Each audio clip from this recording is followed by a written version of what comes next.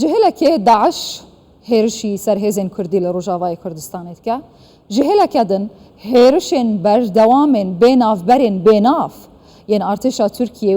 و هەروەها گروپên بسەرڤە لەسەر شەروانên هەسەدە YPG بگشتی لە ڕۆژاوای کوردستانê باکوورê Rojhilatê Sûriyê berdewam in. Lama dixwazim di kêvanê de ji Diktor Rizgar Qasim serokê tevgera nûjena Kurdistan Sûriya bipirsim. Hûn gelek bi xêratina Kurdistan 24. Mesela dronên Tirkiye di rojevê de bi giştî gelekî germ e.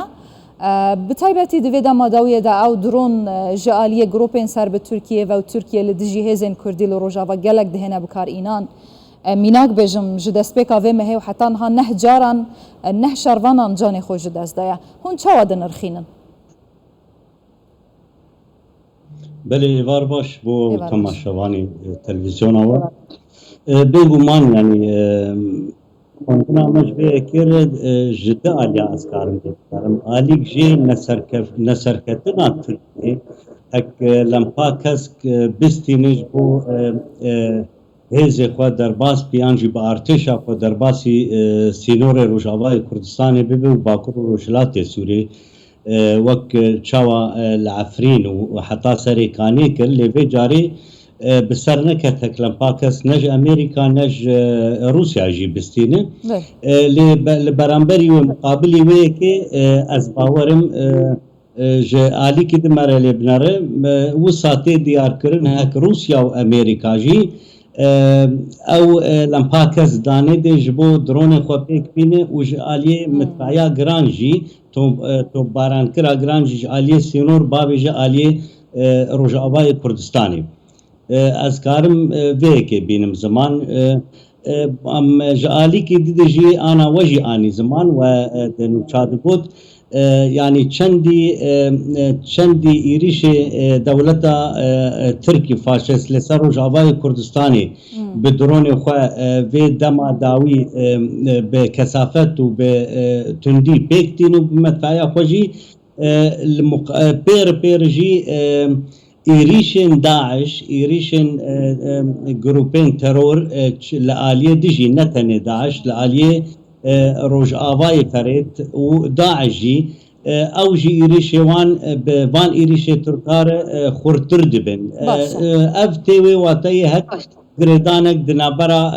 siyaseta Tirkiye û êrişê wê û di navbera grupên çekdar û Baş te behsa vê girêdanê kir hêja Rizgar. Tu dibêjî girêdanek di navbera hêrişên Tirkiye û Daişê li ser hêzên Kurdî li Rojava heye. Gavan behsa hêrişên dronî bikin bi gelemperî kadroyan dikene armanc li Rojavayê Kurdistanê. Duh jî yek ji pijakê bû.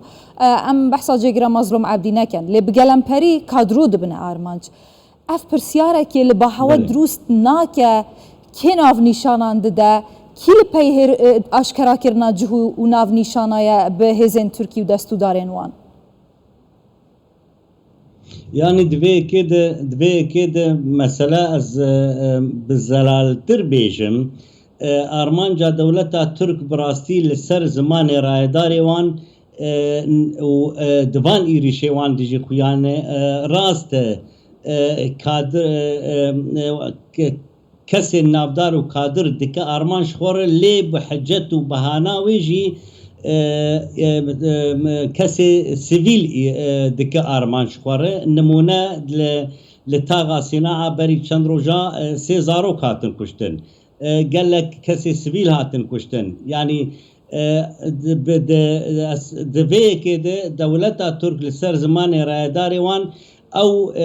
dehê cara gotine ew şaşîtiya me li başûrê Kurdistanê kir û me hişt herêma Kurdistanê çê bibe em wê şaşîtiyê nahêlin tikrar nakin û em nahêlin li Rojava tiştekî çê lê rastiyekî jî heye Rojavayê Kurdistanê jî bi xwe naxwazin ku herêmekê wan çê bibe hev awayê herêma Kurdistanê. Ew bi xwe bi dehên caran bankiriye dibêjin em naxwazin ji Sûriyê veqetin. Kewata armanc ji van hêrişên berdewamên Tirkiye li ser navçeyên rêveberiya xweser çi ye? Erê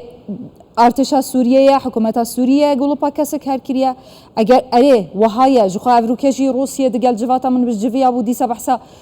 aramkirina alûziyên li navçeyê kiribû. Kewata rastiya heqîqeta van bûyeran çi ye çi li pişt e? يعني شخوا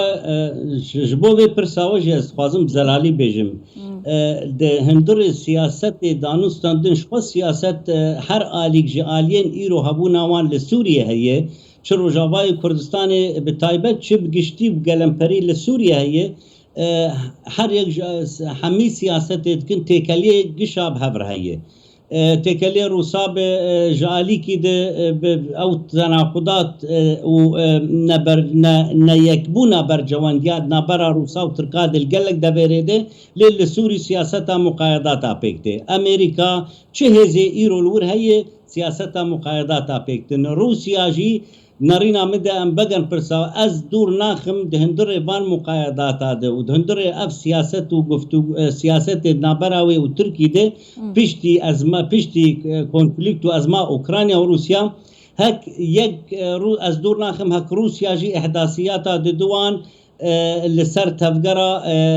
کسی نافداری اید روجاوای کردستان ده گلک آلی هنه به احداثیات ددن ترکا و بدرون قدر دکبن یعنی از باورم هکوجی آگاهدارن تلویزیون ریوبریا خسر اوانجی اف یک آنین گلک جهتنه یک جه وقت مگو حتی رژیم سوری روسیا رژیم سوری بخوجی تکلیه و ترکا قط نبوده باشه پا هگه و هایا روله هف پیمانیا ناف دولتی دستریوان دا امریکا چیه؟ دنری نام ده امریکا سیاست خوش یعنی هر آن معنی زمان هر دولت بر جواندی خال بر چاب بهتر دگره لی جدمان ذکر چابگرتی یعنی چابگرتی نکهی جالی هز ناف دولتی جی لسرکریارین ترکا وکی دناتو دیه لی ناراضی بونک جی مقابل و ناراضی بونک جی هید لسر آستا سیاست نزیک از دبیم و اف چابگرتی و اف برگوهرتنا امریکا و هز ناف دولتی دکه بناوی تحالف و چاب خواه بگرن لبیه لی استراتیجی کدور از ناراضی بونک از باورم ایدیل ده هندر دولت ناتو دل برانبر ترکیه روب پیچکی زیده بجبونی زیبونا و روسیا اف آلوزیه حتی کنگی ده بدومن که دوهج اردوغان گوتو بو ام ببریارن بو آوا کرنا هرما اوله بکراهیا 30 کیلومتران هرچه قاس دوی ناف بريدا بي ناف نيشان جيبيتن اوپراسیونین ترکیه لسر نافچین هسته دره و بریا خسر بی ناف برن همو روژه دکارم بیشم حتی کنگی ده دوم بکه اف ده ببیتا دست پیکرنا اوپراسیونه که دی برای هوا از اپراسیونک ده بجایی از دور دخم اپراسیونک بجایی از براس نری نامدوش خوندنا منی سیاسی مسئله ره از دور دخم و او ایریشا بجایی چه نبه جبر او مقایدات نبرا روس و ترکا دیجی چه بون وک انا آماجه به که کر معلومات جی دگهنه لی لسر مسئله ادلب و آلیه روش آوای فريت و آلیه جبل زاویه وان چه دبه امریکا راست لمپاکز دایه دومنن لی از باور ناکم هک او ارتشا ترکیه جنور بجایی در باس به جبر نجد بر جواندی نه روسا دیه نه ایران دیه دورده نه امریکا دیه کواتا بردوامی ها هیرشین درونی ده هتا چواتایه جبور حد نهشتنا گل روجاوای کردستانه یانجی تدبیجی نخیره و نابیتا دسپیکا اپراسیونه که دی کواتا اوا ده کرن روجانه چیه؟ نه خیر نابه ناری نامده خوانده نامده نابه دستپیکا در باسبینک بجایی ده منطقه ده روجاوا ده لی از باورم و اف لمپاکس که آتی دانین جبو ترک ترور خودریا درون خوار پیک بینه لیدش کسین سیویل و لیدش کسی نافداری د چالاکی سیاسی دانه از باورم و پیک به و بردوام به لی اوجی حتی دمک یعنی جعلیه دجی مره لی بنره او ذهنیت راسیزم اردوغان پیک دینه جده آلیاده راسیزم و اسلامی منطقه ده هر دو ابهب گره ده پیک دینه دخه تسخير ديك وبرصا باشا. كرد وقت تهديدك جا وقت أوتين جبو أمن خواه جبو أسايش خواه نيتوي طب. جبو مسألة البجارتين ودماتي وبيكتين باشا. لي از ويكي دور دخم gelek spas bu tehceye Dr. Özgar Kasım. Serokê Tevgera Nûjen ya Kurdistan Sûriya ji Dortmund'a Almanyayê ê var baş.